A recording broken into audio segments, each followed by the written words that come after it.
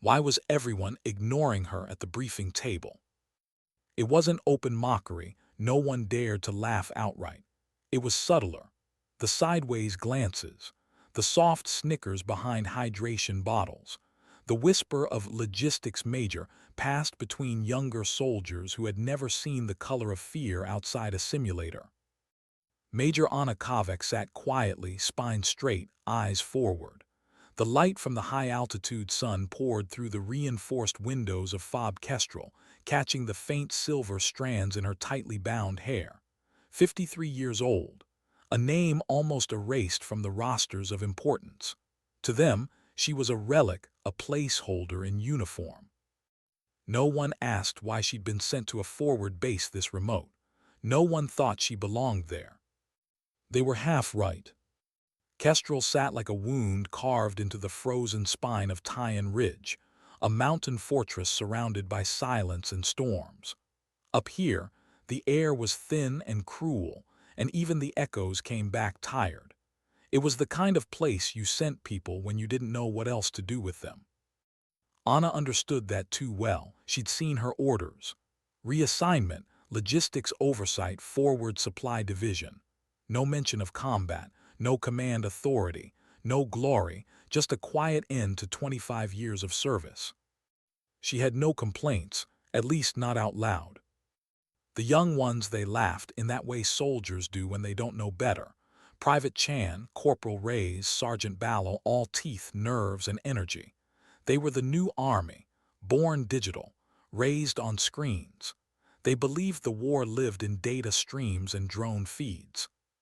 To them, Anna was a ghost wandering the wrong century. Until the day the rifle jammed. It happened during a maintenance drill, the kind designed more to kill time than sharpen skills. Chan was fighting with the bolt of his rifle, sweating and swearing under his breath. The supervising sergeant barked uselessly, repeating the same line from the manual. Anna was passing by with a clipboard in hand on her way to the depot. She paused just for a moment. She didn't speak, she didn't even sigh, she just extended a hand. Chan hesitated, unsure whether to laugh or obey. Then, awkwardly, he handed her the rifle. 3 motions, that was all. A tap, a twist, a flick of pressure at the receiver. The bolt slid free with a metallic click, smooth as breath. She handed it back without a word and walked on. Silence followed her out of the room, not the awkward kind, but the stunned kind. The kind that rewires respect in real time. That day the laughter didn't stop completely, but it softened, it bent, it started to wonder. The official dismissal came 3 days later, not of her person, but of her purpose. Colonel Madsen's office was a box of gray steel and colder pride. His desk gleamed with the kind of perfection only people who never fight for real can maintain. A single folder lay open before him, her physical file, printed out, read like a death sentence. Major Kovac, he began. His tone carried no hatred, only indifference, the sharper weapon. Your record is extensive, he paused. The word extensive tasted like a euphemism for obsolete. But your recent postings have been administrative, quartermaster oversight mostly, stable zones, not what we do here. Anna stood at parade rest, eyes fixed on a point behind his shoulder, still as stone. We're a forward-deployed, high-tempo environment, he continued. This is the sharp end of the spear. She didn't flinch, didn't blink. I understand, sir. He frowned, irritated by the simplicity of her answer. Frankly, Major, I'm not sure what command thinks you'll accomplish here. My logistics team is squared away. They're young, digitally native, and efficient. This isn't a retirement post. He was telling her she was done, that she'd been sent here to disappear. I'm here to follow orders, Colonel, she said softly. I'll perform whatever duties you assign. Her stillness unnerved him. He steepled his fingers like a man trying to reclaim height. Fine. Report to Captain Valeria's in supply. Keep yourself busy. Dismissed, forgotten, filed away. Anna turned sharply and left without another word. Outside, the air was biting cold, the kind that burned the lungs and cleared the mind. She exhaled slowly, watching the vapor curl into the mountain wind. The file on that desk, it was a lie. Not a mistake, a fabrication, a version of her life designed for comfort and concealment. The truth was buried under black ink and red stamps, the kind of truth no one was cleared to read anymore. She hadn't thought about it in years. She had made peace with ghosts. Or so she believed. The next week, she faded into the background by design. Let them think she was harmless. Let them underestimate her. She'd learned that invisibility was a weapon all its own. Every morning before sunrise, she walked the perimeter, her boots crunching on frozen gravel. To the sentries, she was just the old major stretching her legs. They didn't know she was mapping every shadow, every blind spot, every rhythm of the base. She memorized the thermal camera rotations, 3-minute blind spot at the southwestern fence line. She noted how the generator shed's shadow formed a perfect pocket of darkness near the fuel tanks. She traced the patterns of patrols and counted the seconds between uplink pulses. She wasn't just watching. She was conducting reconnaissance, not on the enemy but on her own house. Her days in the supply tent gave her access to more than rations and blankets. She cataloged every piece of equipment, from outdated radios to unused mountaineering kits buried under forms marked obsolete. Every detail mattered. She was learning the terrain. And terrain, she believed, was not just geography, it was people.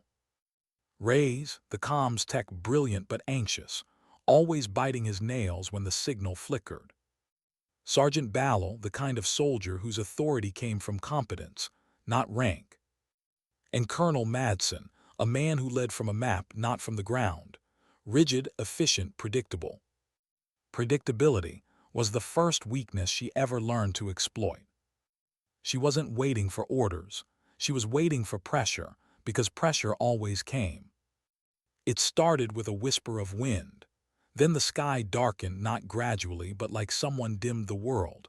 Within an hour, the storm hit, a blizzard, vicious and hungry. The wind howled like a god angry to be forgotten. Visibility dropped to zero. The base vanished in its own white breath. Then came the flicker. The lights in the Tactical Operations Center stuttered once, twice, then died. Screens collapsed into static. Radios screamed white noise. "Comms are down," a voice shouted. Panic bled through the room. Colonel Madsen's fury was immediate. "What do you mean down? Get them back up." Corporal Ray's fingers flew over his console, his voice shaking. "It's not the storm, sir. It's M interference. Full-spectrum jamming, sophisticated. They're using the blizzard as cover." The room froze. The base was blind, deaf, cut off. Then the third blow landed. "Echo 4 is off the net," a patrol leader stumbled in, face pale, frost clinging to his beard. They were sweeping the North Ridge when the storm hit, lost all contact. No trackers, no response. The TOC turned into chaos. Orders flew, none obeyed. No one could see, no one could move. The fortress had become a coffin. Through it all, Anna sat quietly in the supply tent, counting blankets, listening. She didn't need a radio to hear the storm. She could feel it in the vibration under her boots, in the rhythm of panic running through the base. She made one final mark on her clipboard. Then she stood. It was time. When she entered the operations center, the noise faltered. A logistics officer had no business being there, not in the middle of a crisis, but something in her calm presence made people hesitate. Colonel Madsen turned, red-faced. "Major, what in God's name are you doing here? This is a restricted area." Anna didn't answer. Her eyes were already scanning the dead consoles, the chaos, the blinking error lights. Then she saw it in the corner, covered in dust and neglect. A Dr. 8 analog frequency modulator, a museum piece. She walked toward it. Madsen barked her name again, but she ignored him. Kneeling, she opened the side panel with the ease of memory. Corporal Reyes hesitated. "Ma'am, that thing hasn't been powered on in a decade." "I know," she said simply. She pulled a power cable from an auxiliary grid, stripped the wire with her multi-tool and spliced it in by hand. Sparks flared, the machine coughed, hummed, and then breathed. The room went silent. Her fingers turned the dials with precision, not random, not guessing, listening to static as though it spoke in a forgotten language. "What is she doing?" Madsen hissed. Ray stared. "Sir, she's manually hopping frequencies, but I've never seen this sequence before. It's old, really old." The static changed. Patterns formed within the noise.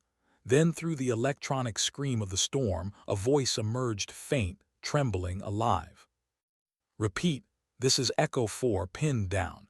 Taking fire from the North Ridge, 2 wounded, ammo critical." The words hit the room like thunder. Anna's hand rested gently on the machine. Her expression didn't change, but the world had. In that moment, every assumption they'd made about her, every quiet insult, every smirk died in silence. She didn't raise her voice. She didn't need to. "Echo 4, this is Kestrel Actual," Anna said, calm as still water. "I read you faint but clear. How many hostiles? Estimate." The room fell into a silence that was almost reverent. The old analog speaker crackled, and then a trembling reply. "Actual, thank God. Can't tell numbers, multiple positions. We're taking fire from the North Ridge, 2 wounded." Anna's fingers danced across the modulator. She adjusted the frequency by fractions of a degree, coaxing clarity out of chaos. Colonel Madsen stood frozen, his authority unraveling with each click of her wrist. The digital command systems, billions of credits in tech, had failed completely. And yet this woman, dismissed as obsolete, was resurrecting communication with nothing but instinct, a multi-tool, and a machine older than most soldiers in the room. Reyes, the comms prodigy, stared at her like she was performing a miracle. "Ma'am, how did you?" "The jamming signal uses a prime sequence spread," she replied, her eyes still on the board. "Modern systems use predictive counter patterns. That's why they're blind. But this," she tapped the old machine gently, "this speaks outside their rhythm." A few heads nodded, not because they understood, but because they felt the conviction behind her words. "Echo 4, hold position," she said. "Conserve ammo, help is coming." She pulled the headset free and turned toward Madsen. For the first time, their eyes met. The silence stretched, thick as the storm outside. "Major," he said slowly, his voice unsteady. "That was impressive, but comms don't win battles. We still can't reach them. We can't send a rescue team, I know." She stepped closer to the tactical map pinned to the wall, her gloved finger tracing the jagged terrain. "They're here," she said, pointing to a narrow ravine below Sierra Niner, pinned by high-ground fire from the North Ridge. Madsen folded his arms, defensive. "We can't deploy vehicles in that weather. Visibility's 0, and wind shear will ground any drone." She nodded. "Then we don't use vehicles." He frowned. "You're suggesting a ground team." "A 2-person insertion," she said quietly. "Minimal gear, high-ridge approach. Stealth, not force." The colonel scoffed. "A 2-person team in a blizzard, that's suicide." Her reply was simple. "It's cover." The word hung in the air like a blade. She pointed again at the map, not along the main trail, but a near-vertical ridgeline the computer had flagged as impassable. "They expect us to come through the valley. That's the funnel. That's where they'll wait. The ridge, though," her voice softened. "The ridge is death to anyone who doesn't know how to move with the mountain, but it's invisible." A long pause. The storm's distant howl filled the silence. Madsen exhaled, frustrated. "And who exactly is going to pull that off, Major? Who's mad enough to climb an icefall in the dark?" "I will," she said. No hesitation, no performance, just quiet truth. It hit the room like a detonation.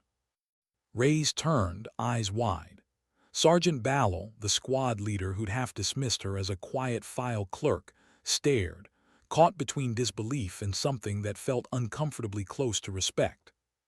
"This is ridiculous," Madsen snapped. "You're a logistics officer. You haven't been in the field since," he trailed off, unable to finish the sentence without confronting the reality of her age. Her reply cut clean through the static. "I can navigate that ridge in zero visibility, by feel." She let her gaze sweep the room. "Can any of your men say the same?" No one answered. Then a voice. "I'll go with her," said Ballel. Madsen's head snapped around. "Sergeant, that's—" "The only plan that gives them a chance," Ballel interrupted. "She's right. The storm hides everything. We use it." For a moment the colonel looked like a man balancing on the edge of pride and fear. His command, his certainty, all slipping through his fingers.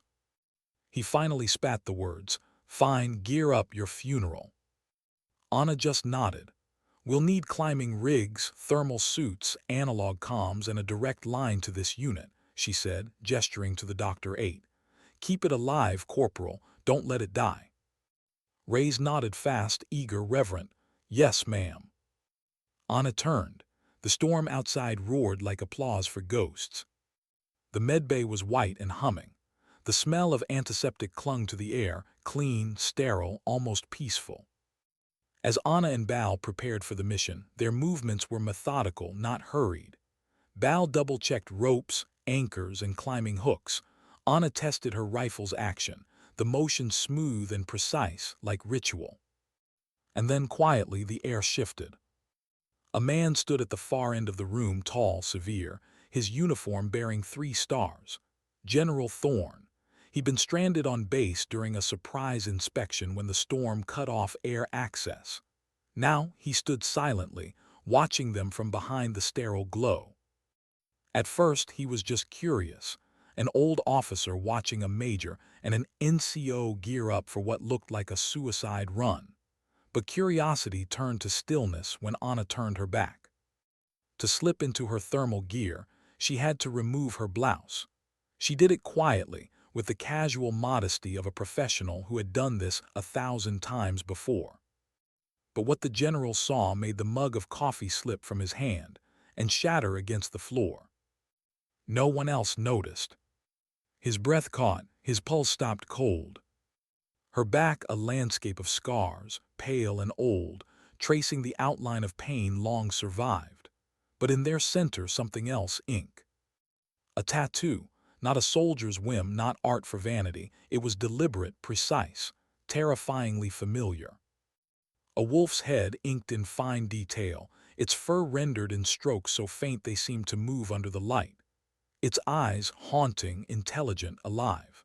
Around it, woven into the design, the faint constellation Lyra. Thorne's world froze. He had seen that mark before, not in person, but in a report so redacted it had been almost entirely black ink.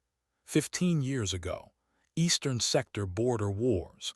A covert operation so buried it was denied even to generals. They had called the operative Vuk. Serbian translation, the Wolf. A phantom unit. Ghost soldiers sent where hope didn't exist, missions that couldn't be acknowledged, victories that never made reports. They were shadows that walked through impossible odds and came back only as whispers. And Vuk had been the last one, the one who held a mountain pass alone for 3 days, the one who vanished afterward, the one no one was supposed to know existed. General Thorne whispered the name before he even realized it escaped his lips. Vuk. Anna froze. Slowly she pulled the thermal shirt over her shoulders, covering the tattoo once more. Then she turned, calm, eyes steady, face unreadable. Their gazes locked. He saw it, the flicker of recognition, the silent acknowledgement between 2 survivors of buried wars. No salute, no greeting, just that shared, unbearable truth. Both of them knew something the world was never meant to remember. In that frozen second, a legend came back to life. The medbay door opened sharply. Colonel Madsen stepped in, irritation already shaping his tone. "Major, Sergeant, final word before you." He stopped mid-sentence. His eyes darted from Anna to the general, who now stood unnervingly still, his expression unreadable. The silence in the room felt heavy enough to press against skin. Thorne turned toward Madsen. His voice, when it came, was not loud. It didn't need to be. "Colonel," he said, "Major Kovac is in command of this operation." Madsen blinked, unsure he'd heard correctly. "Sir, she's a logistics." "Don't finish that sentence," Thorne said softly. "The last man who did spent the rest of his career counting paint cans in Greenland. Do you want that honor?" The colonel swallowed. "No, sir." "Good." The general's gaze swept the room. "From this moment she has full operational authority. Any resource she requests, you provide. Any order she gives, you follow. Understood?" "Yes, sir." Madsen's face went pale. The hierarchy inverted in front of his men. The ghost in the corner now commanded the mountain. Anna said nothing. She didn't gloat, she didn't even nod.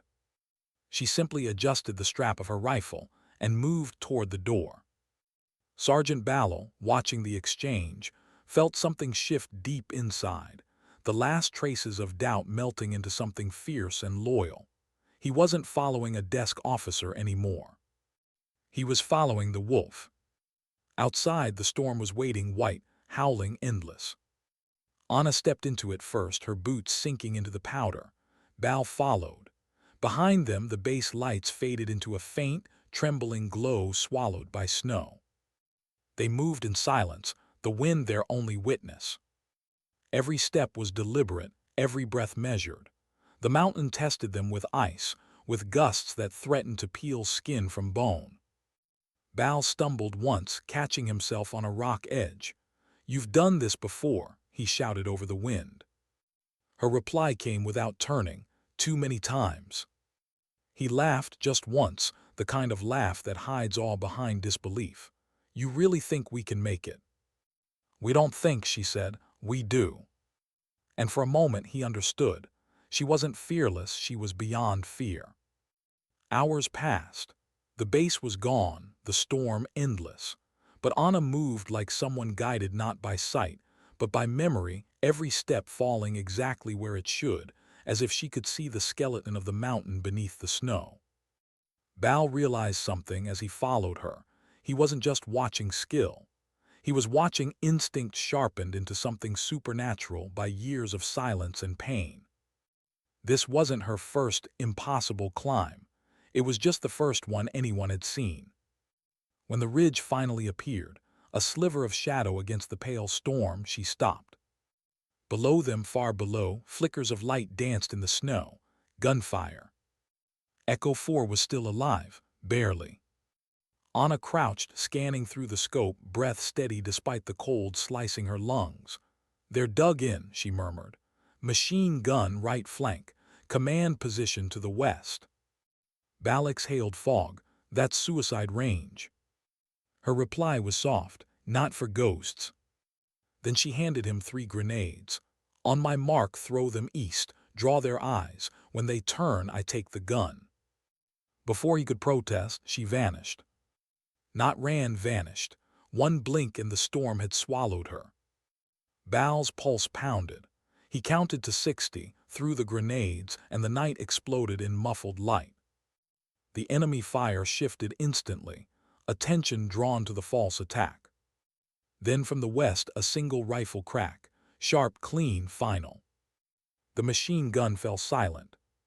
2 more shots followed, precise as the beat of a clock. Then her voice over the analog channel, calm and certain. "Echo 4, move west. Now, we've got you covered." And for the first time since the storm began, the ridge echoed not with panic but with purpose. The storm didn't ease. It devoured sound, smothered light, and bent time until minutes felt like hours. Ballot crouched on the ridge, breath heaving through the frost-clogged mask. Below him, the world was chaos. Snow, muzzle flashes, movement distorted by wind. He pressed his calm, "Vuk status." Static. Then her voice calm like the eye of a hurricane. Two down, moving west of Echo's position. They're disorganized. Keep your fire controlled. Even through the interference, the steadiness in her tone grounded him. Bal exhaled, aimed, and squeezed. His rifle barked twice. Shadows dropped. He shifted position, knowing instinctively she was doing the same. She didn't need to tell him.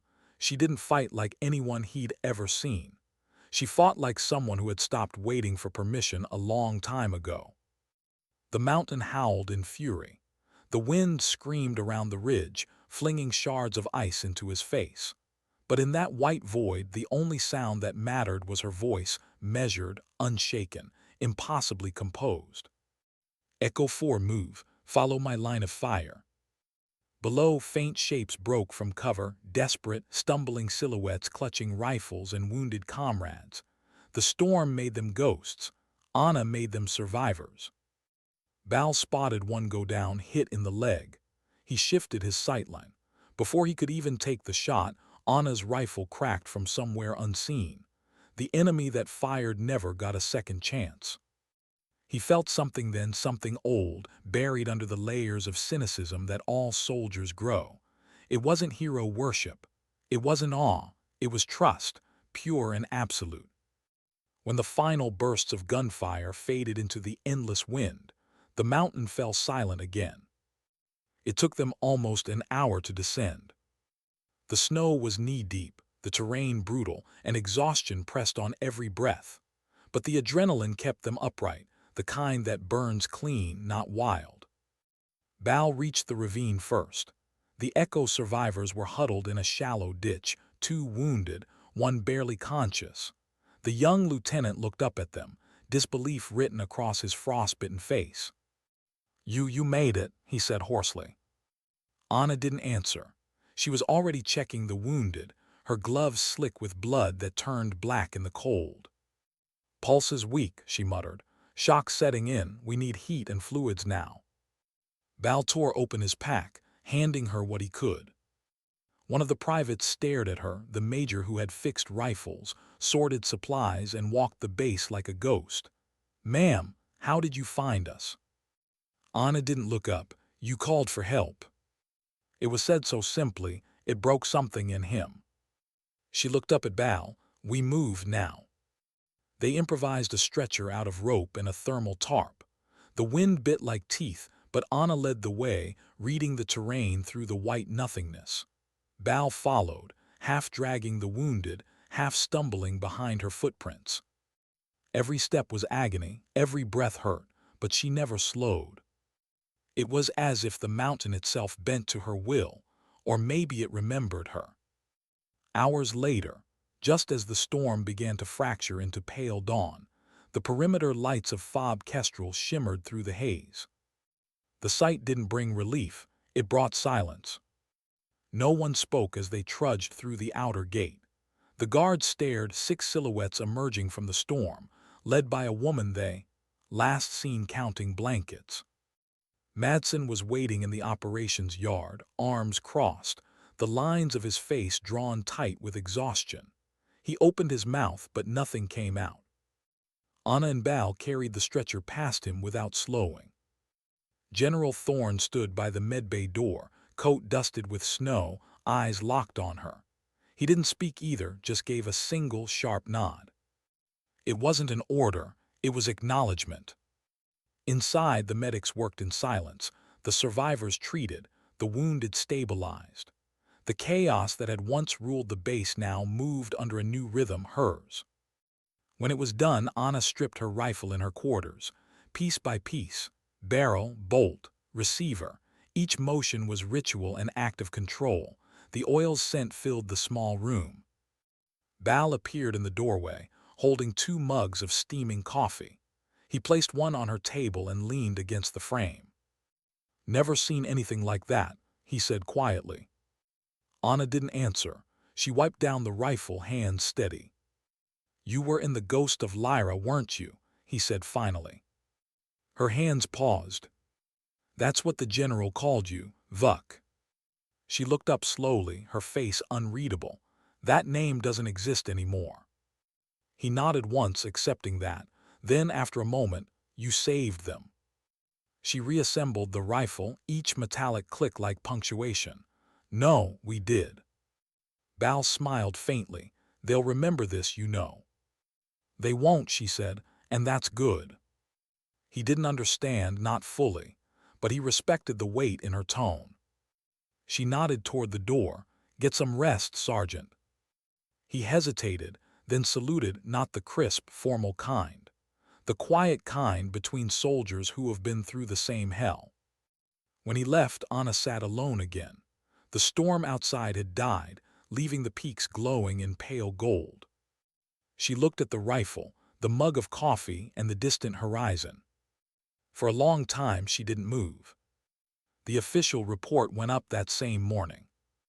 It was concise, clean, and cold, the kind of language that erases human cost.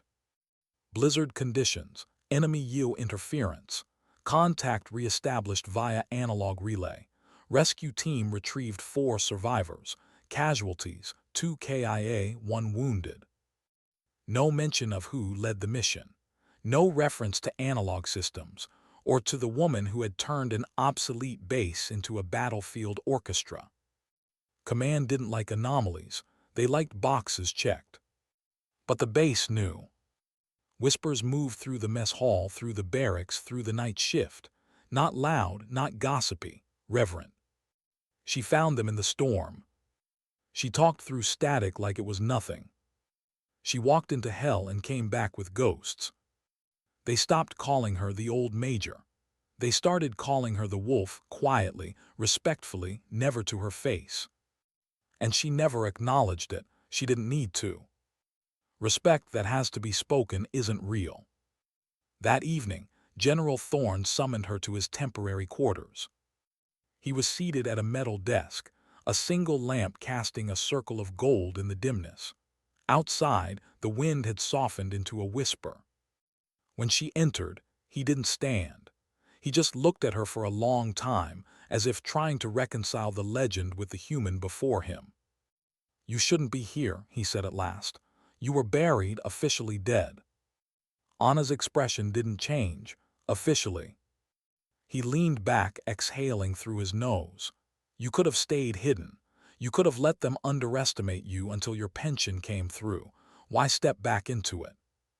She met his gaze, because they were dying. It wasn't dramatic, it wasn't moralistic, it was fact. He nodded slowly, then looked down at his folded hands. "You know what'll happen when this report reaches command. They'll classify everything again, pretend none of this ever occurred." "I know. And you're fine with that." Her reply came softly, almost a whisper. "Peace isn't recognition, General, it's silence." Thorne studied her, the calm, the exhaustion, the scar of something eternal behind her eyes. "You always were like that," he murmured, "even back then." A long pause filled the room. Then quietly he said, "You held that pass alone for 3 days. I read the file. I never believed it was one person." She said nothing. He exhaled. "You're the last of them, aren't you?" Her silence was the only answer he needed. He nodded once, not as a superior, but as a man acknowledging something far greater than rank. Then he stood, picked up a folder from his desk, and slid it toward her. "Authorization," he said. "Full commendation rights. You earned it 20 times over." Anna glanced at the folder, then back at him. "Don't. The story dies if the paper lives." Thorne smiled faintly, a sad, tired smile. "You never change." "No," she said softly, "but the world does, and that's enough." When she stepped outside, the night was clear. The stars burned like cold fire above the peaks. She looked up at them, at Lyra, faint but visible, and for the first time in years, she let herself breathe without waiting for the next order. Behind her, the base hummed with quiet reverence. She'd gone from the woman they laughed at, to the myth they would never fully understand. But she didn't want understanding, she wanted peace. And peace, she knew, didn't come from medals or names in reports. It came from moments like this: cold air, silent stars, and the knowledge that when everything failed, she hadn't. She lifted the mug of coffee the young private had left for her earlier. Steam curled into the mountain air. "Good night, wolves," she whispered, not to herself, but to the ones who never came back. Then she smiled, faint and tired, as the wind carried her voice away. Sometimes dignity doesn't speak. It simply acts. Why did the silence feel heavier now that the storm was gone?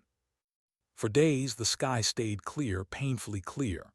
No more whiteout, no more howling wind, just sharp blue air and the sound of machinery coming back to life. But inside the base, no one spoke the same way anymore.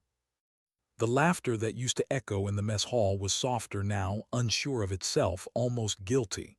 Conversation stopped when Anna passed, not out of fear, out of something new, reverence maybe, or confusion. Respect that came too late often carried the taste of shame. She didn't crave it. She didn't acknowledge it. She simply continued with her work, the quiet rhythm of logistics, the same checklists and forms, the same steady presence she had always been. But now when she walked past, the younger soldiers straightened instinctively. They nodded. They met her eyes. Even Madsen, stripped of certainty, avoided confrontation. He'd learned something he could never unlearn. Fob Kestrel had changed subtly, invisibly, like ice shifting beneath the snow. The base felt sharper, more alert. People listened more, watched more, moved with a hint of the calm she carried. You couldn't teach that. You could only witness it.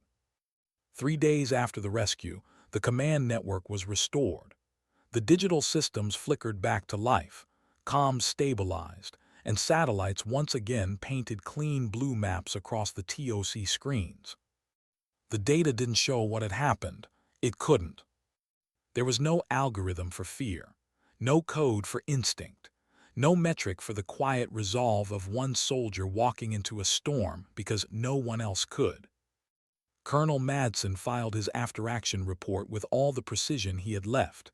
His words were exact, professional, devoid of emotion. Operation successful, 4 personnel recovered, no remaining hostiles detected, minimal damage to equipment, comm systems restored. But between those lines, the white spaces, was the unspoken truth. He'd lost control of his command. And he wasn't sure he ever wanted it back. He caught Anna in the corridor the next morning. For a long time, he just looked at her, not with condescension now, but with a kind of reluctant understanding. "I misjudged you," he said quietly. She met his gaze evenly. "You judged what you could see." A pause stretched between them. He nodded once, slow. "For what it's worth, Major, thank you." She didn't smile. She didn't nod. She just said, "Take care of your people, Colonel," and walked on. It wasn't forgiveness. It wasn't closure. It was enough. In the evenings, when the cold crept into the barracks and the thin air made every breath taste of metal, Anna sat by the window in her quarters. She didn't sleep much anymore.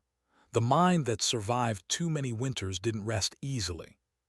Sometimes she caught her reflection in the glass, the faint outline of a woman she barely recognized. The lines were deeper now, the eyes quieter. She remembered things she didn't speak of. The nights on other mountains, in other storms. The sound of her own voice, echoing through the static of broken radios. The names of soldiers who never came back. Ghosts didn't haunt her, they kept her company.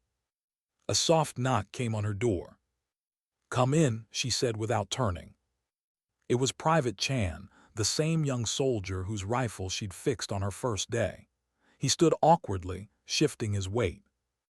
"Ma'am, I brought you something," he said. He set down a small metal object on her desk, an old field compass, dented and worn smooth by years of use. "Found it in supply storage. Thought you might, I don't know, use it." Anna glanced at it, then at him. "Do you know how to read one?"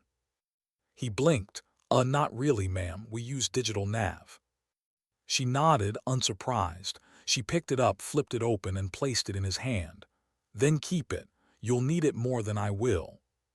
He frowned, confused. But technology forgets the mountain, she said, but the mountain never forgets you. He didn't fully understand, but he nodded anyway, the way young soldiers do when they feel wisdom but can't translate it yet.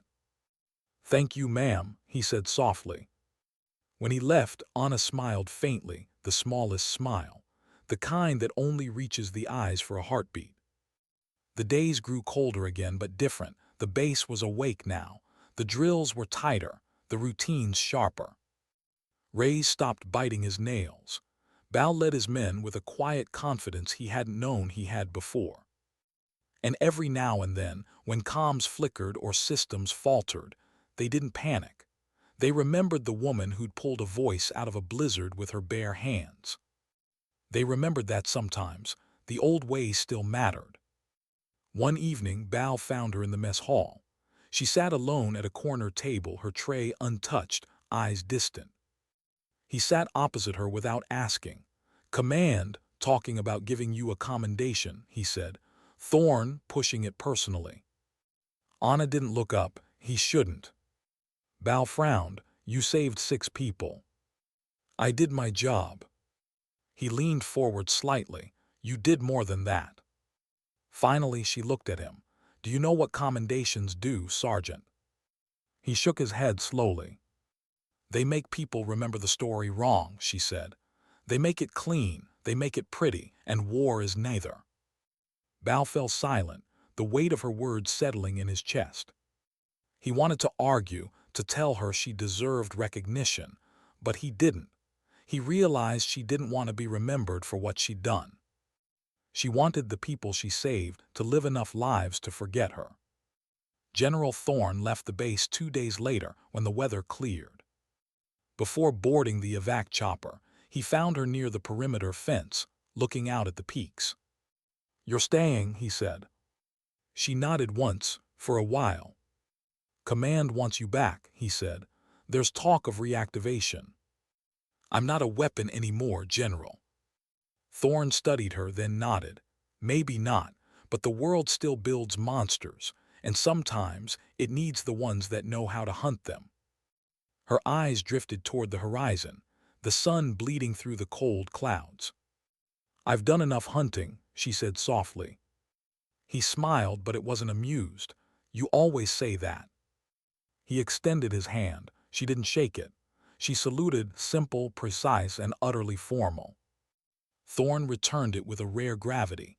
Take care of them, Vuck. She didn't correct him this time. As the helicopter rose into the air and vanished into the white, she stood alone again, the wind tugging at her coat.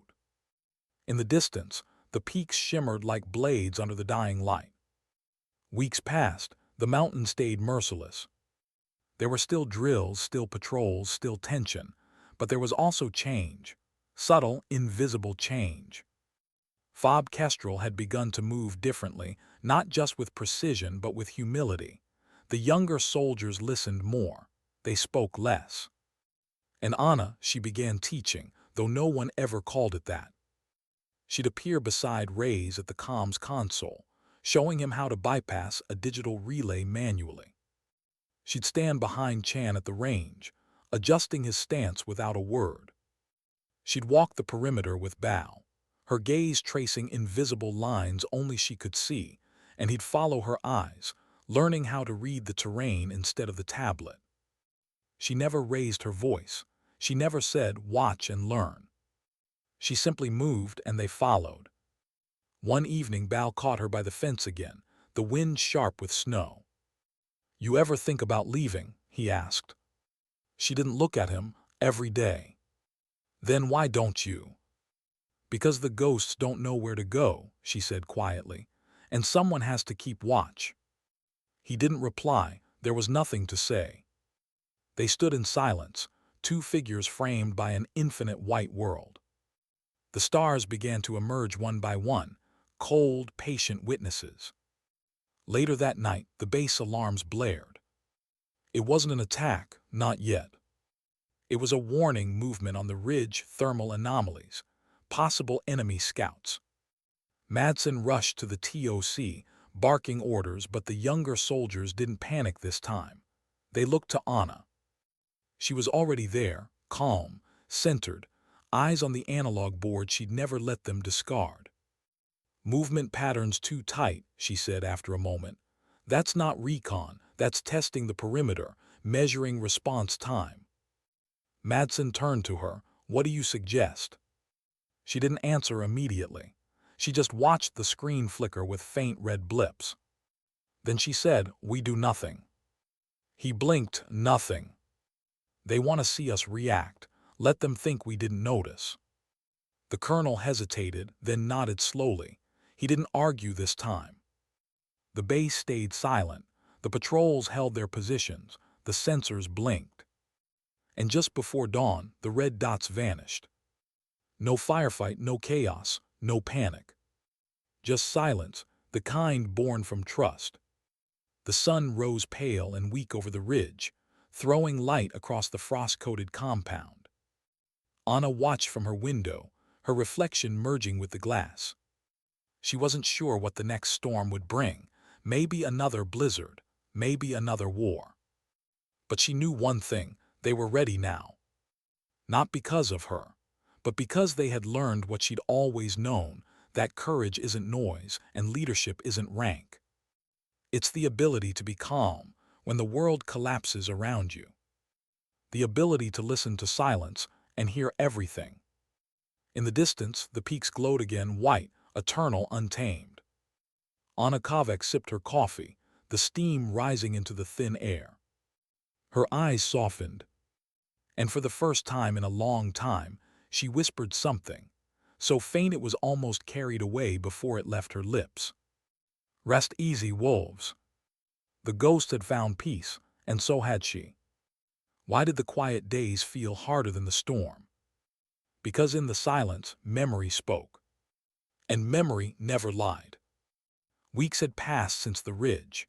The base returned to rhythm, orders, patrols, inventory, drills, but something invisible lingered in the cold. The soldiers moved sharper now, eyes quicker, voices lower. It wasn't fear. It was awareness, the kind that comes when men and women realize how fragile control really is. Anna felt it too. Every morning she rose before dawn and walked the perimeter. The snow had settled again, smooth and clean, covering every trace of that night. Yet as she followed the fence line, she could still see where she'd placed each step, where the storm had swallowed her whole and given her back. The mountain remembered. And so did she. Inside the TOC, Reyes was running diagnostics. He started keeping an analog checklist beside his digital logs, a habit he'd picked up watching her. "Major," he said as she entered, "we're getting faint static again on the long-range band. Might just be solar interference." Anna leaned over his shoulder, eyes on the waveform dancing across the screen. The pattern was too deliberate, too regular. "That's not the sun," she said. "That's a pulse." Reyes blinked. "Signal. Test, someone's probing frequencies, seeing what wakes us." Her tone was matter-of-fact, but Reyes felt his stomach tighten. "You think they're back?" She didn't answer. She simply reached for the Dr. 8, the same analog beast she'd revived in the storm. It sat in the corner now like a shrine, cleaned, oiled, honored. Her fingers traced the dials once, listening to the hum. "Keep monitoring," she said. "If it grows stronger, log everything manually. Don't ping back." Reyes hesitated. Why not warn command? She met his eyes. Because command listens through the same channels they do. He didn't ask who they were. He just nodded. Later that evening, Bal found her outside the supply tent, checking the harness ropes for frays. "You feel it too," he said. She looked up. "Feel what?" "The waiting." He gave a small, humorless smile. "You can tell the mountain's holding its breath." Anna tied off the rope, pulled once to test it, then said, "Mountains don't hold their breath, people do." Bal studied her for a long moment. "You ever talk about what happened before this posting, before Kestrel?" Her hands stilled. For a heartbeat, the air between them froze colder than the wind. Then she said quietly, "No." He didn't press, but as he turned to go, she spoke again. "Ballal," she said softly, "you ever think about what courage costs?" He frowned. "Costs. Every time you survive, it takes something. Sometimes a piece of memory, sometimes a piece of mercy." She looked toward the peaks. "If you survive too many times, there's not much left to give." He didn't know how to answer that, so he didn't. He just nodded and walked away, the crunch of his boots fatting into the snow. That night sleep didn't come easily. Anna lay on her bunk, staring at the ceiling. Outside, the wind sighed through the fencing, a low, endless whisper. Her eyes drifted to the small metal locker beside the bed. She opened it. Inside lay a folded piece of fabric, old, faded, stained. A patch torn from a uniform long since destroyed. The emblem was simple, a wolf's head beneath the constellation Lyra. She ran her thumb over the worn threads. Ghost of Lyra. She could still remember the smell of cordite and pine, the feel of the frozen rifle grip, the faces of the 7 who never came back. She had been the last. Vuk, the one who walked out when no one else did. The army had erased the mission, but it hadn't erased the memory. You can bury a file, you can't bury guilt. She closed the locker quietly. The next morning brought frost so thick it glittered like glass. The sky was cloudless, deceptively calm, but Anna's instincts hummed. By midday, Rays rushed into the supply hangar, breath fogging. "Major, that pulse, it's stronger. Patterns repeating every 6 minutes, not random." "Show me." He led her to the comms room. The waveform now danced with eerie precision, like heartbeat rhythm. She adjusted the analog receiver. 3 pulses, pause, 2 pulses, pause, 3 again. Bal stepped in behind them. "What's that mean?" Anna exhaled slowly. "It's a range-finding code. They're triangulating our transmissions." "Enemy recon." "More like preparation," she murmured. "They're building a picture before they strike." Madsen arrived moments later, face tight. "Status." Anna pointed to the screen. "Electronic feelers. Whoever jammed us before is back. They're smarter now, quiet." Madsen grimaced. "Command will want a full report." "They'll get one," she said, "after we know what we're reporting." He studied her for a long moment, then surprisingly nodded. "You have lead, Major." No sarcasm, no resentment, just trust. That night the temperature plunged below 40 below zero. The stars were brutal, sharp points of ice in an infinite dark. Anna sat alone in the TOC, the others finally asleep. Only the hum of generators broke the silence. She adjusted the Dr. 8 one last time, listening to the faint static. Then beneath the white noise she heard it, so faint it could have been imagined. A whisper, a pattern inside the pattern. She leaned closer. The rhythm shifted, subtle but deliberate. Not enemy code, not random. A voice. "Vuk." The word froze her blood. It was faint, distorted, but unmistakable. A whisper from a time she'd buried. She killed the channel instantly. The room seemed to tilt around her. For the first time in years, her hands trembled. When Bal found her the next morning, she was outside, already geared, eyes on the horizon. "Something wrong?" he asked. She didn't answer right away. "If the mountain speaks, you listen." He frowned. "You're talking in riddles again, Major." She turned to him, gaze sharp. "Someone used the old call sign. Mine. No one outside a black file could know it." Bal stiffened. "So whoever jammed us knows who I am," she finished. "Or what I was." He looked at her for a long moment. "Then this isn't about the base anymore." She nodded once. "No, it's about unfinished ghosts." By noon, she was in Madsen's office. He looked up from his datapad. "Major, I need clearance for a recon patrol. 2-person team. No digital trace. No report to command." He raised an eyebrow. "You're asking me to sign off on an unsanctioned op?" I'm asking you to trust me again." He hesitated, then quietly, "After what I saw, you already have that." He signed, handed her the paper. "You really think they're coming for you?" Anna folded the order into her pocket. "They're coming for what they think is still out there." Madsen leaned back. "And what's that?" She met his eyes. "A ghost worth hunting." The next evening, Anna and Bal set out before sunset, climbing the ridge trail again. The sky glowed red behind the peaks, bleeding into dusk. The cold bit deep, but she moved easily, her breath steady. Bal followed close, rifle slung across his chest. After an hour, they stopped on a small plateau overlooking the valley.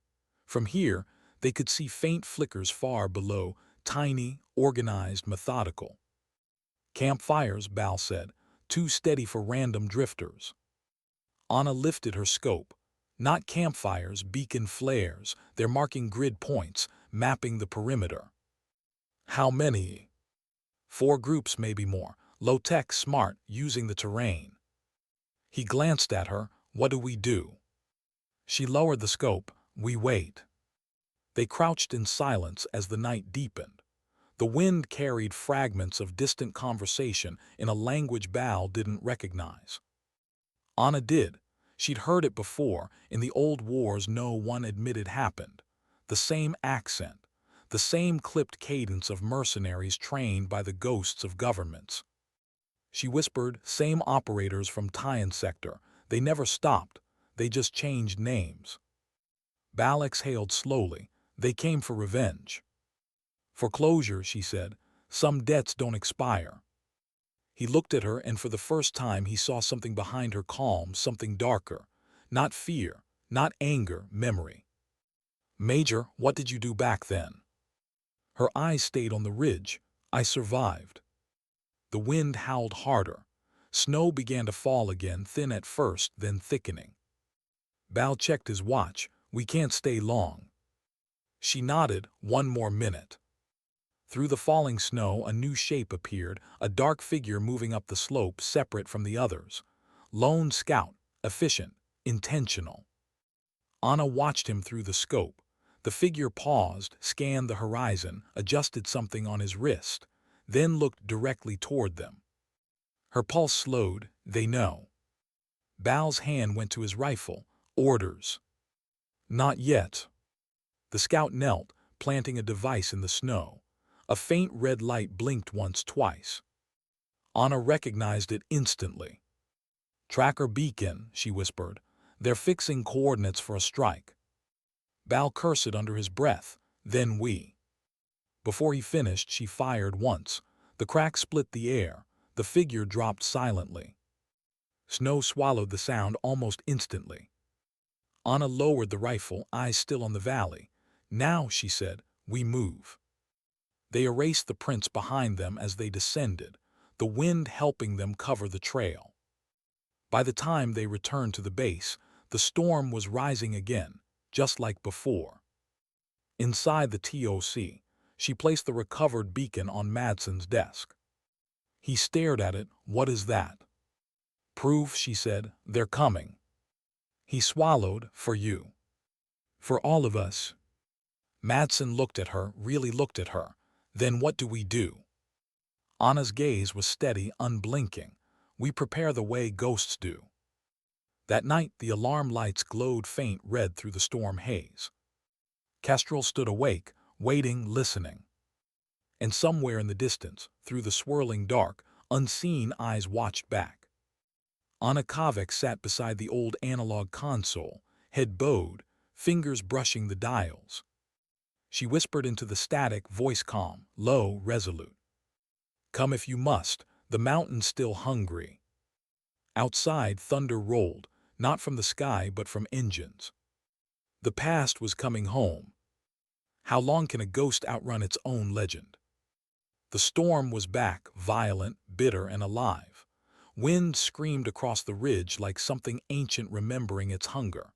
Inside the base, every light burned dim, every soldier moved quiet. Fob Kestrel wasn't sleeping anymore. It was waiting. Anna stood by the comms table, the old Dr. 8 glowing faintly beside the modern consoles. Around her, Reyes, Bal, and Madsen watched the monitors.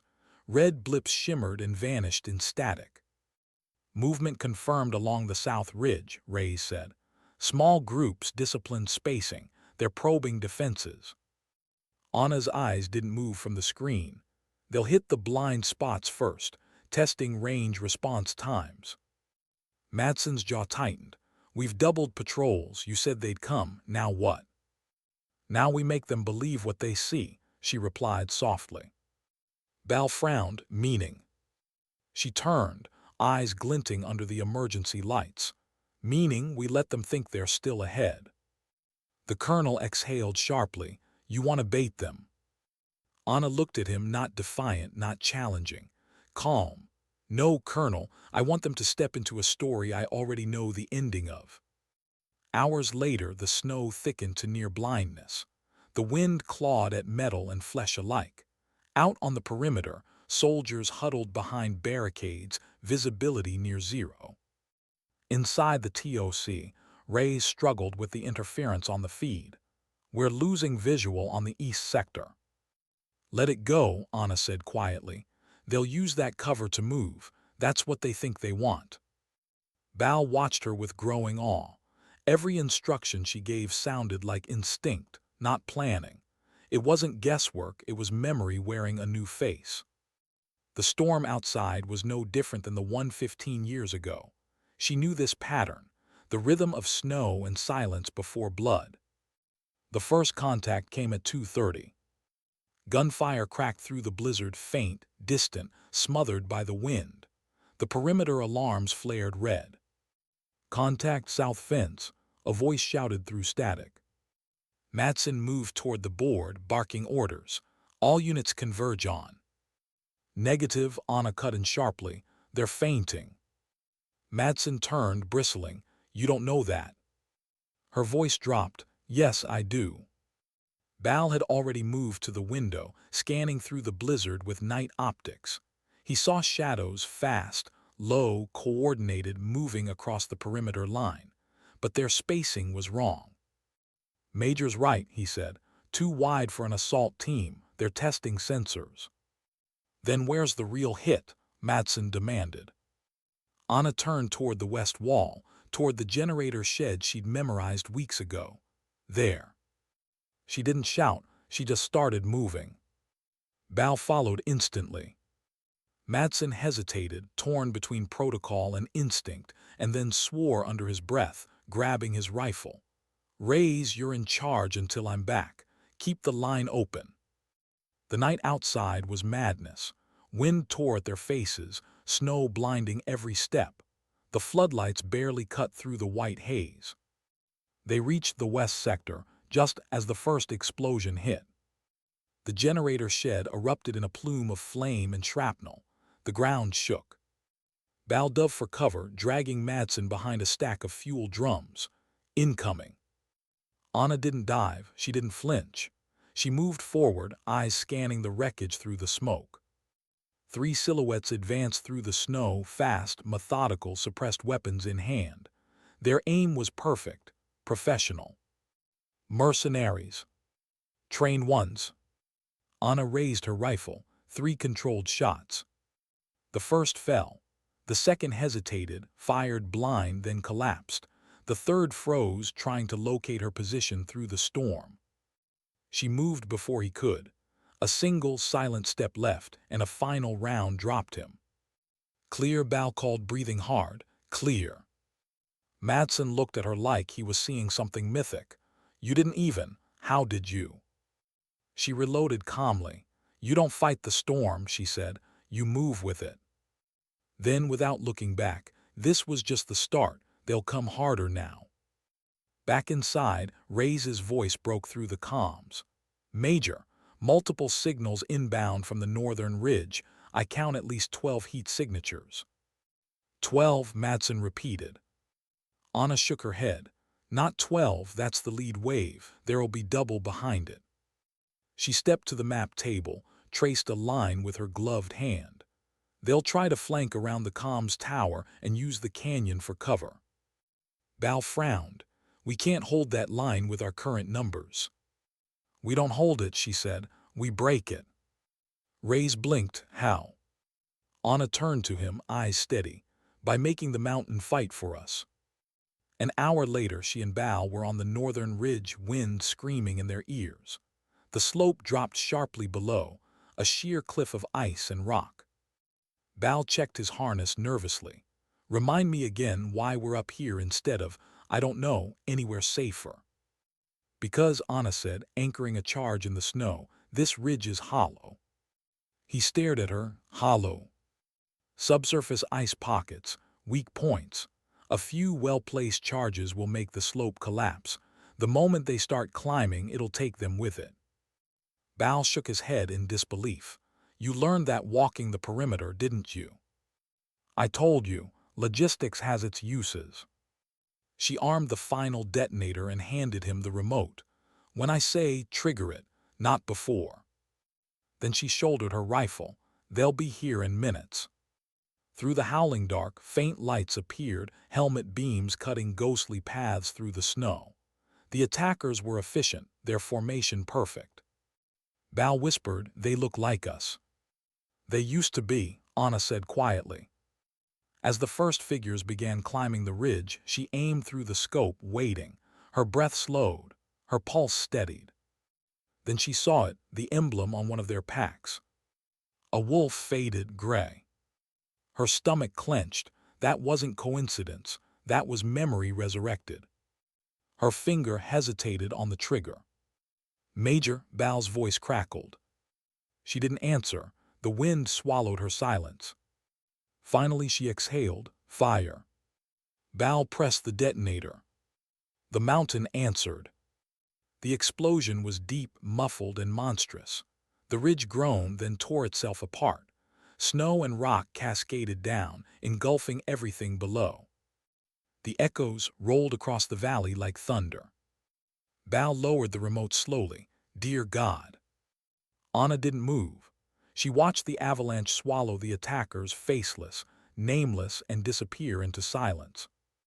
Her eyes were distant, not proud, not relieved, just hollow. Bal looked at her. Major, who were they? She finally turned to him. The ones I used to lead. Back at the base, the storm began to ease. Rey's voice came through the comms again. All contacts off radar, heat signatures gone, we're clear. Madsen exhaled, half relief, half disbelief. You did it. Anna removed her headset. We did what was necessary. Her tone left no room for celebration. By dawn, the snow had stopped falling. The peaks glistened under pale sunlight, innocent again, as if nothing had happened. Anna stood alone by the fence, watching the ridge. The avalanche had left a scar across the mountain, wide, white final. She could still see their faces, though she never really saw them. She knew their rhythm, their tactics, their silence. They'd been trained the same way she had. By the same ghosts. The mountain had buried them, but she felt no victory, only a quiet, unbearable grief. Bal joined her, silent for a long time before he spoke. You knew them, didn't you? She nodded once. They were ghosts of Lyra, too. Some, she said softly, others what was left after. He shook his head. They came for you. She didn't correct him. After a while, she said, you can kill the legend, Sergeant, but it never dies clean. That evening the base was silent again. No cheers, no celebration, just the hum of generators and the low crackle of static. Anna cleaned her rifle, the motion automatic. Each piece polished, oiled, returned to its place. Reyes came in quietly. We found this, he said, setting a small object on her table, a patch half buried in snow near the ridge. It was a wolf, the same design as hers but newer, cruder, a copy of something they were never supposed to remember. She stared at it for a long time. Reyes hesitated. Ma'am, what does it mean? She didn't answer. She just picked up the patch, turned it over once, and tucked it into her jacket pocket. Means we're not the only ones who remember, she said finally. When she stepped outside again, the night was quiet. The stars burned hard and cold above the peaks. She closed her eyes and whispered into the dark, not prayer, not regret, just acknowledgement. You came looking for a ghost, she murmured. You found one. The wind answered with silence. In the TOC, Colonel Madsen stared at the after-action map. His command, his certainty, had shattered and rebuilt around her. He finally said, almost to himself, how many wars did she fight before this one? Reyes, standing beside him, whispered, maybe all of them. In her quarters, Anna sat by the small window. Dawn was creeping up again, soft and gold. The mountain looked peaceful, almost forgiving. She reached into her jacket and took out the patch again, tracing the frayed edge with a gloved thumb. Then she whispered, not to the dead but to the living. Never make my mistake. Never let survival become purpose. She folded the patch carefully and placed it beside her old compass, two ghosts sharing one box. Outside, the world began to wake again, but she didn't move. Because sometimes, the calm after war is just another kind of battle. What happens when silence becomes louder than war? 3 days had passed since the mountain buried its dead. The snow had smoothed over the scars, covering the destruction like an act of mercy. To an outsider, nothing looked different, but inside Fob Kestrel, something fundamental had changed. Men spoke softer, orders carried more weight. Eyes followed Anna when she passed, not out of fear, not anymore, but reverence. Quiet, uneasy reverence. She didn't want it. The morning began like any other pale light, frost on steel, the slow rhythm of soldiers rebuilding routine. Anna sat in the mess hall, untouched tray before her, watching steam rise from her cup. Bal dropped onto the bench across from her, still wrapped in his field jacket. Command just pinged us. They want a sitrep on the ridge incident. She didn't look up. They'll get one. Bal hesitated. You're not going to tell them everything, are you? Her eyes lifted, steady, unreadable. Do you trust command to understand ghosts? He shook his head. Didn't think so. She leaned back slightly, eyes on the frost-covered window. The ones we lost deserve peace, not another line in a report. He studied her, and you. I made peace a long time ago. The world just keeps asking for proof. Later that afternoon, a transport shuttle cut through the gray sky, silver, cold, precise. It circled once and landed on the lower pad, engines screaming against the wind. Reyes was the first to spot it. Incoming bird from Central Command, 2 officials aboard. Madsen swore under his breath, so much for peace. Anna didn't react. She finished reloading her weapon, set it on the rack, and wiped her hands. They were always going to come. The question was when.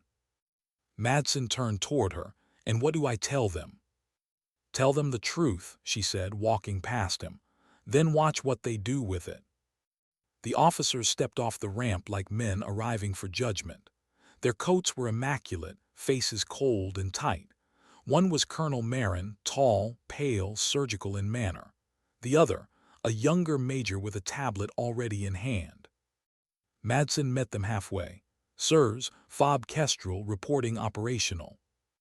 Marin's eyes flicked past him, scanning the yard until they stopped on Anna. He didn't hide his curiosity. And that would be the logistics officer. Bal, standing nearby, muttered, You could say that. Anna walked forward, unflinching. Major Anna Kavek, sir. Marin studied her with faint amusement. I've read your name in some old files, supposedly deceased. Her reply was calm, supposedly. He smiled thinly. I see the reports of your initiative were not exaggerated. Madsen stiffened. With respect, sir, Major Kavak's decision saved this base. Marin turned slightly, eyes sharp. I don't doubt it. What I doubt is how she knew what was coming before anyone else did. Anna met his stare evenly. Experience. From where? Marin pressed.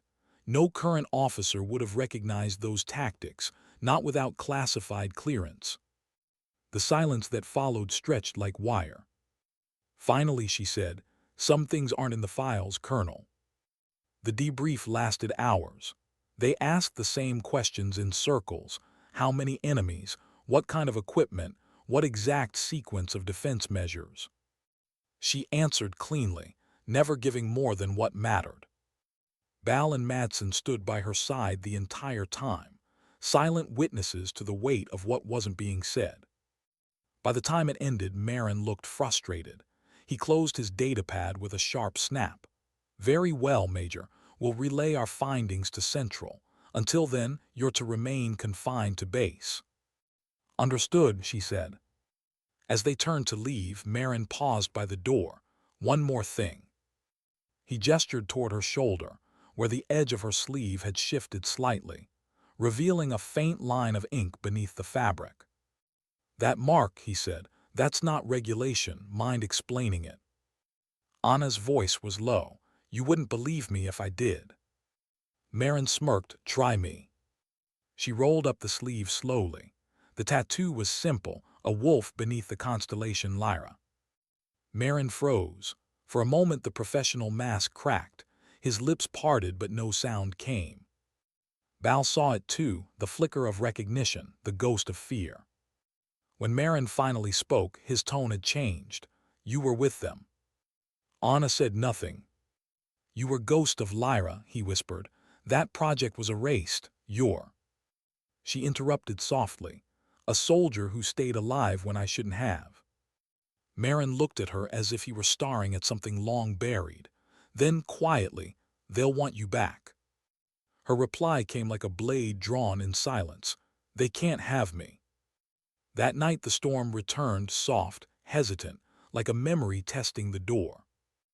Anna stood outside the barracks, coat wrapped tight, watching the dark horizon. Bal approached from behind. "You really think they'll leave us alone?" She shook her head. "No, command never leaves its ghosts alone. They rewrite them." He stepped beside her. "Then what happens now?" She looked up at the sky, cold, endless, indifferent. "Now they'll decide whether to hide me again or use me." Bal frowned. "And you'll let them?" Her gaze drifted toward the faint lights of the comms tower. "They can't use what they don't understand." He gave a dry laugh. "You're really not scared of them, are you?"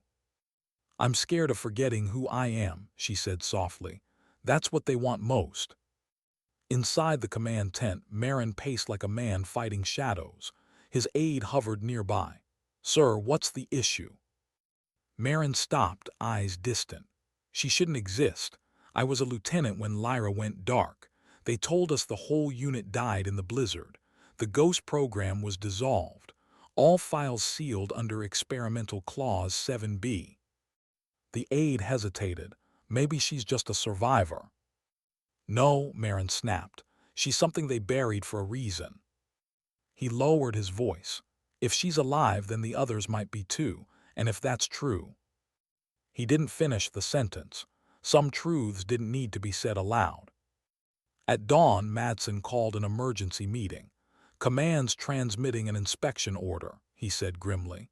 "They're sending a special retrieval team, ETA 36 hours. Bal slammed his hand against the table. "Retrieval, she's not property." Madsen's voice was low. "To them she is."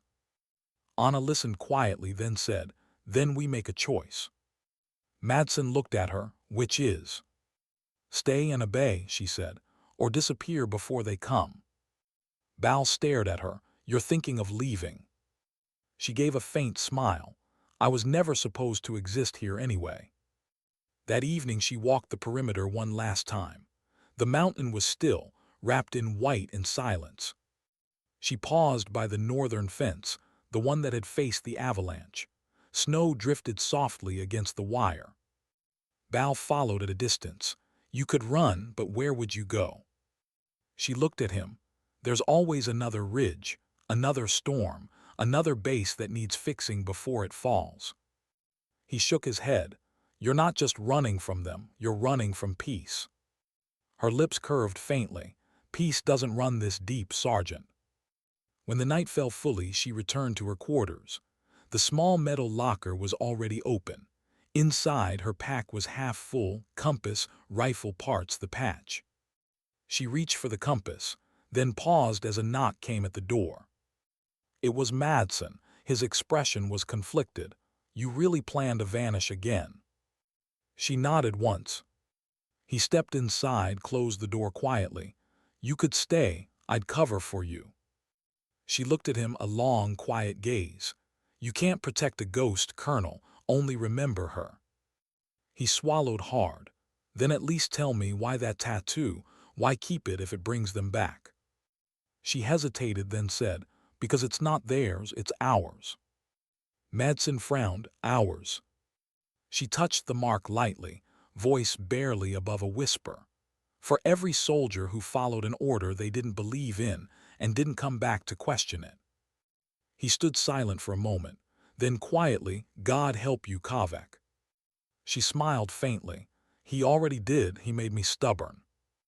Hours later, before dawn, she walked to the outer gate. Bal was waiting there, rifle slung, frost in his beard. "You're really going," he said. "Yes." "Where?" "East. The border towns still have comms relays from the old wars. They'll need hands." He nodded slowly. "You know they'll call you deserter." She looked at him, the snow light catching in her eyes. "They called me dead once too." Bal smiled sadly. "Then I guess this is goodbye." She offered her hand. "No, just see you when it snows again." He took it. His grip was firm, but his voice was low. "You changed this place, Major, whether you wanted to or not." She glanced toward the mountains. "I didn't change it. I just reminded it how to survive."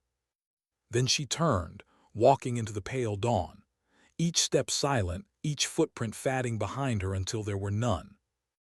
Inside the base, the storm began again, soft, slow, like breath over glass. By the time Command's retrieval team arrived, the quarters were empty, locker bare, bed folded. Only one thing remained on the desk, a small scrap of paper. On it 4 words. "Peace isn't found, earned." Madsen read it in silence. He folded it once carefully and slipped it into his pocket. Reyes whispered, "Where do you think she went?" Madsen looked out at the snow beyond the fence, where the wind remembers her name. In the distance, a lone figure moved through the white, small, slow, steady. No insignia, no ID, no rank, just a wolf walking toward the next storm. And in the hush between the gusts, if you listened closely, you could almost hear her voice, calm, steady, unbroken. Sometimes, you don't need a uniform to command an army. Sometimes, all you need is the will to keep walking. How do legends die? They don't. They just walk out into the snow and keep going. Months passed. Fob Kestrel lived on, rebuilt, reshaped, reborn. The avalanche scars were buried under new layers of snow. The perimeter fences gleamed. The drills continued. On the surface, everything returned to order. But her absence was everywhere. The soldiers didn't talk about her directly, not at first. There were no toasts, no tributes, no medals with her name engraved. Just silence, respectful and heavy, carried from shift to shift like an unspoken rule. Still, her presence lingered in habits.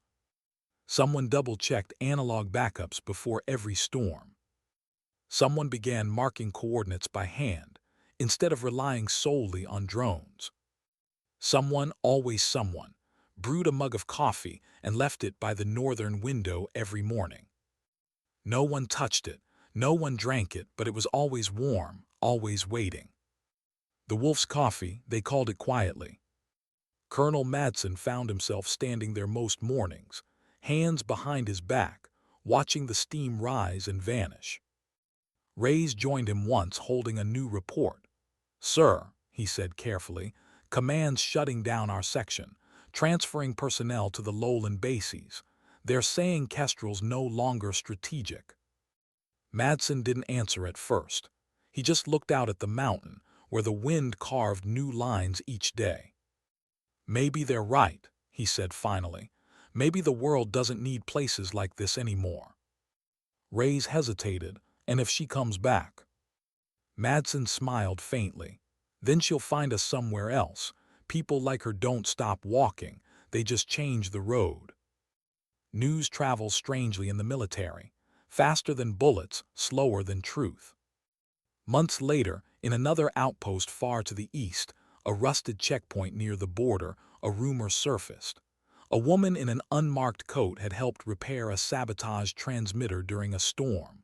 She'd refused shelter, refused pay, and vanished before dawn. The soldiers swore she wore no insignia, just a faded patch beneath her collar, a wolf. Then 2 weeks later, a convoy in the desert reported the same thing. A woman who arrived before an ambush, warned them of a signal intercept pattern, then disappeared into the dunes. They said she spoke like she'd seen the future. They said she walked like she carried ghosts in her shadow. The story spread first as whispers, then as something more. They called her the Wolf of Lyra. Not the ghost, not the major. Just the wolf. At first, command dismissed it as myth, soldiers needing symbols in lonely places. But myths have teeth. Every time her name appeared, morale spiked. Units fought harder. Disasters turned to near misses. Outposts held out longer. Her legend became a frequency, faint, invisible but always there. A quiet pulse in the static of war. In a lowland hospital near the border, Ballo sat by a window, leg wrapped in recovery brace, watching rain replace snow. He'd taken shrapnel months ago in a supply raid, the kind of wound that never really healed. The nurse left a message file for him, encrypted but unsigned. He opened it, no sender, no header, just a voice recording. Her voice. "Sergeant Ballo," it said softly. "If you're hearing this, then I heard you made it home. That's good. Stay there. Don't follow the storms anymore. Let them pass. They only remember those who stand still long enough to freeze." A pause, soft static, then. "I left something behind at Kestrel. The compass. Keep it. Not to find me, to find yourself when the noise starts again. You're better than the ghosts you've met. Remember that." Silence, then a click. Bal closed his eyes, the faintest smile breaking through the ache in his face. "You never change, Major," he whispered, "still giving orders even when you're gone." He tucked the recorder under his jacket and looked out at the horizon. The rain was clearing. Somewhere beyond the ridge, lightning danced in the distance. A storm was coming. And part of him almost hoped she was out there, walking into it. Far away, beyond official maps, a convoy crawled through a snow-swept valley. The lead driver adjusted his visor, squinting through the blur. "Ma'am, there's someone on the ridge," he said into the comms. "Single contact, unarmed." "Probably a scout," the officer replied. "No, ma'am," standing still, watching. The convoy slowed, engines hummed low. The driver blinked again, and she was gone. Just tracks in the snow, leading down toward the valley floor. He swore softly, heart pounding. "It's her," he muttered. "It's the wolf." Days later, the story reached Kestrel again, through a maintenance crew, through a rumor carried in laughter and awe. Reyes overheard it, smiled without meaning to, and told Madsen. Madsen didn't react at first, then quietly, "Good, let her stay a rumor." Reyes frowned. "Why?" "Because people listen harder to ghosts than to orders." Time moved on. Seasons turned. Command restructured, renamed, refiled. Wars shifted to new coordinates. But the stories didn't stop. In one version, she was still alive, traveling between frozen outposts, fixing things that shouldn't work. In another, she joined the mountain itself, part of the storm, watching over those who dared its ridges. And in the quiet corners of barracks and field tents, young soldiers still whispered her name before missions, not out of fear, but hope. Because in a galaxy that measured courage in victories, she reminded them courage was sometimes just refusing to stop walking. One evening, years later, General Thorne, older, slower, his hands trembling slightly from age, stood in a small memorial hall at Central Command. The walls were lined with insignias of fallen units. He stopped before one plaque, Operation Lyra. He brushed his fingers across the engraving. Beneath the list of names, one space was blank. He smiled faintly. "Still erasing yourself, huh?" he murmured. Behind him, a junior officer spoke. "Sir, I heard a strange story from the border units, about a woman with a wolf insignia." Thorne turned, eyes tired but kind. "Let it stay strange, Lieutenant. The galaxy needs its myths." The young officer nodded, unsure if that was approval or warning. Thorne turned back to the plaque. "You did good, Kovac," he whispered. "Better than any of us deserved." Then he saluted the empty space, slow and steady, before walking away. Years later, in a quiet village built from old supply shelters, a teacher told her students a story about a soldier who walked into a blizzard to save others. "She didn't fight for medals," the teacher said, drawing a simple wolf symbol on the board. "She fought so people she'd never meet could wake up to quiet mornings." A little girl raised her hand. "Did she win?" The teacher smiled. "She didn't have to, she endured." The children whispered to one another, eyes wide, as the wind rattled the windows. Outside, a lone figure in a gray coat passed by, snow crunching under boots. She paused, listening to the laughter echo through the thin walls. Then she smiled faint, proud, tired, and kept walking. That night the storm returned one last time, but it was softer now, the kind of storm that cleaned the world rather than tearing it apart. She camped by an old relay tower, the firelight flickering against the snow. Her pack lay beside her, light, worn but familiar. From it she pulled two things: the compass, scratched and steady, and the patch of the wolf. She placed them side by side in the snow, the firelight dancing over them. "Guess it's just us again," she whispered. The wind stirred, carrying faint voices, laughter, orders, gunfire, silence. All the sounds of a life spent between storms. She closed her eyes. For the first time there was no ache in her chest, no tension behind her eyes, only stillness. As dawn broke, the fire had burned down to embers. The compass needle twitched once, caught the light, and stopped. The mountain stood silent. The valley shimmered gold beneath the first sun. No tracks led away from the campsite. Only the wolf patch remained, half buried, half visible, staring up at the sky. And maybe that was the point. Not to be remembered as a soldier, or a ghost, or a savior, but as proof that quiet strength exists. That one life lived with conviction could ripple through generations like a whisper through static. Somewhere far below, a young soldier adjusted an old analog radio, the kind no one used anymore. He turned the dial carefully, trying to catch a signal. Static, then faintly a voice, barely a breath. "Keep walking." He froze, eyes wide, then smiled. Because even if ghosts do exist, faith does. And maybe, sometimes, they're the same thing. In the end, she didn't need a name. Didn't need a uniform. Didn't need the world to remember. Because the world already did. In the way soldiers trusted their instincts. In the way people survived the impossible. In the way dignity could stand silent and unyielding in the face of chaos.